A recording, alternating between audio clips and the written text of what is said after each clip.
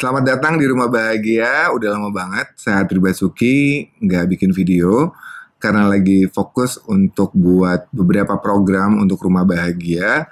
Di mana di rumah itu saya mencoba untuk mempraktekkan apa yang saya pelajari panjang perjalanan hidup saya, mulai dari ayah saya, kemudian from the Reiki that I've learned, kemudian juga dari beberapa orang-orang luar biasa yang membuat saya bisa lebih mengerti diri saya dan juga mengerti teman-teman yang bergabung di Rumah Bahagia. Rumah Bahagia pada dasarnya adalah sebuah tempat di mana kita bisa belajar untuk lebih tenang, lebih mengenal diri kita sendiri, kemudian juga lebih memahami.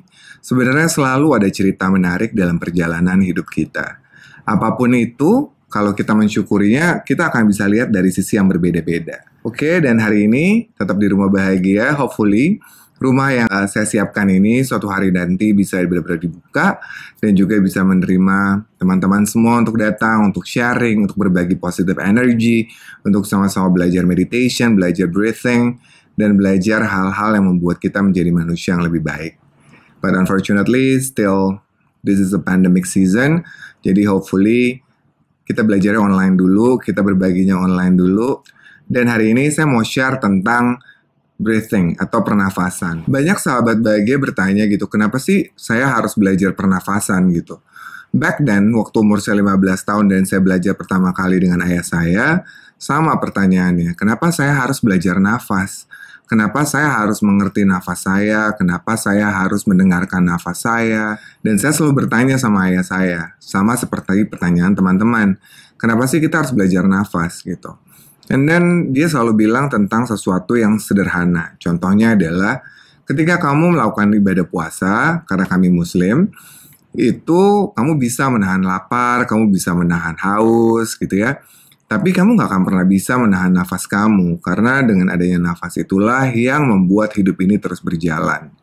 Dari situ saya mulai mengerti bahwa oh, that's true gitu. Itu adalah suatu hal yang bisa diterima oleh logika saya bahwa ketika saya bernafas, maka seluruh fungsi tubuh saya, seluruh organ-organ tubuh saya, otak saya, panca indera saya itu masih berfungsi. Dan ketika misalnya kita tidak menghargai nafas kita, pada dasarnya kita akhirnya jadi berada dalam sebuah lingkungan atau dalam sebuah kondisi di mana segala sesuatunya autopilot gitu. Jadi itulah yang pertama kali saya mengerti bahwa ya, it's very simple, itu very sederhana. Jadi kenapa saya harus against it gitu? Kenapa saya harus tidak menerima kondisi tersebut? Yang pertama jadi adalah bahwa dari nafas kita belajar untuk lebih tenang, belajar untuk mengerti diri kita, dan kita tahu banget bahwa dengan adanya nafas itu semua kisah hidup kita, seluruh organ tubuh kita, seluruh yang kita punya ini masih terus berjalan. Kemudian yang kedua, saya yakin bahwa kita adalah orang-orang yang selalu ingin tahu dan ingin mencari jawaban yang paling benar. Dan waktu itu saya tuh belajarnya adalah ketika saya harus ke rumah sakit.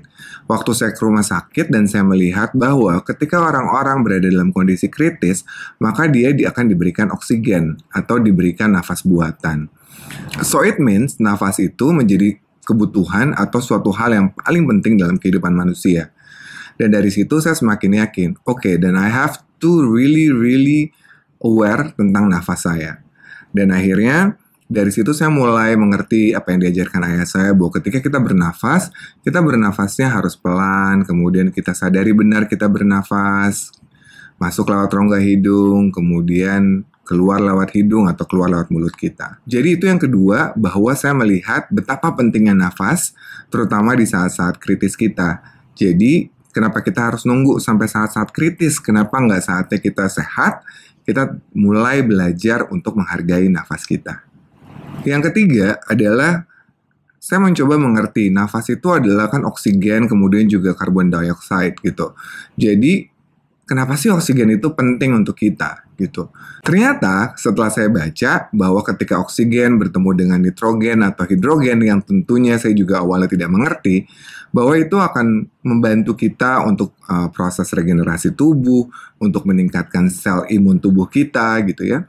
Jadi yang itu saya pelajari bahwa ketika kita memasukkan oksigen ke dalam tubuh kita dan kita melakukannya dengan tenang, dengan pelan gitu, itu akan terjadi reaksi kimia positif di dalam tubuh kita.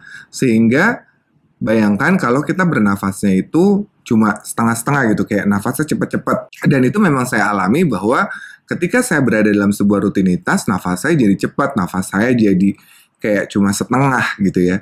Nah, itu adalah hal yang ketiga yang saya pelajari, bahwa ketika oksigen bertemu dengan hidrogen, atau hal-hal apapun yang menimbulkan reaksi kimia di dalam tubuh kita, itu yang akan membuat tubuh kita menjadi jauh lebih sehat, kemudian imun tubuh juga menjadi lebih tinggi, kemudian juga regenerasi sel di dalam tubuh kita menjadi lebih baik. Nah, sejak saat itu saya mulai belajar bagaimana saya mengolah nafas saya, tidak hanya untuk kesehatan fisik saya, tapi juga untuk kesehatan mental saya. Kemudian pertanyaan berikutnya adalah, bagaimana sih cara bernafas? Saya rasa sejak kecil kita sudah melakukan hal itu tanpa kita sadari.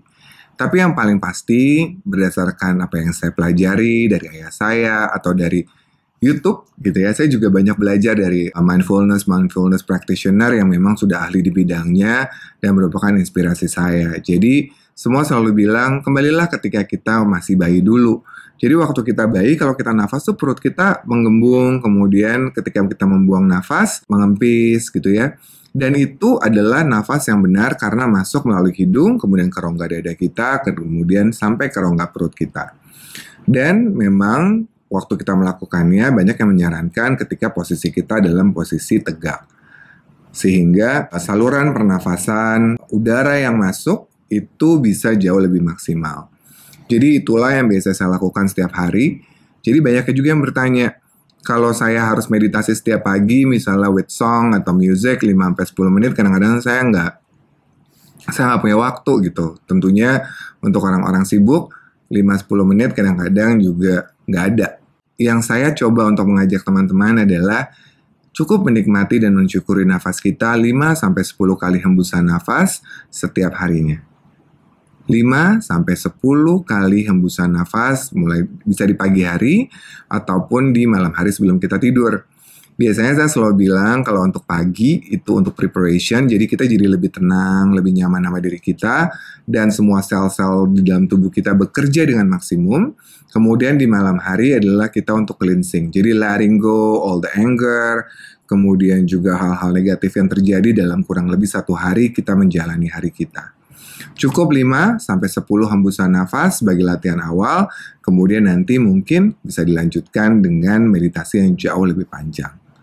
Kurang lebih begitu, tapi yang pasti saya bersyukur bahwa baik untuk saya dan juga teman-teman di Rumah Bahagia, ketika kita sama-sama melatih nafas dengan pelan, menyadarinya, benar-benar merasakan setiap tarikan nafas dan hembusan nafas kita, kemudian juga mensyukurinya dan memasukkan intention yang positif, maka kita akan menjadi jauh lebih tenang, kita akan menjadi jauh lebih sehat, dan kita menjadi jauh tidak reaktif. Jadi apapun yang terjadi dalam hidup kita, kita punya kesempatan untuk berpikir tentang apa yang seharusnya kita lakukan selanjutnya. Semoga semua perjalanan nafas kita bisa memberikan hasil positif, baik secara fisik maupun secara mental untuk diri kita, dan kita bisa belajar sama-sama terus setiap harinya.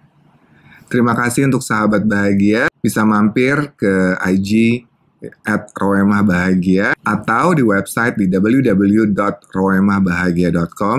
Saya selalu akan berusaha menulis, kemudian saya juga akan selalu berusaha untuk sharing tentang kelas-kelas yang mungkin bisa bermanfaat untuk teman-teman semua.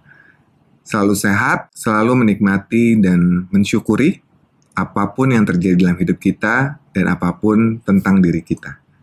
Selamat menjalani hari dan terus berproses. Sampai ketemu lagi, dan jangan lupa jikalau berkenan bisa follow di IG Rumah Bahagia, subscribe di YouTube Rumah Bahagia, dan bisa juga gabung di WhatsApp Group Rumah Bahagia, di mana kita sama-sama sharing, berbagi pengalaman, dan juga berbagi energi positif setiap waktunya.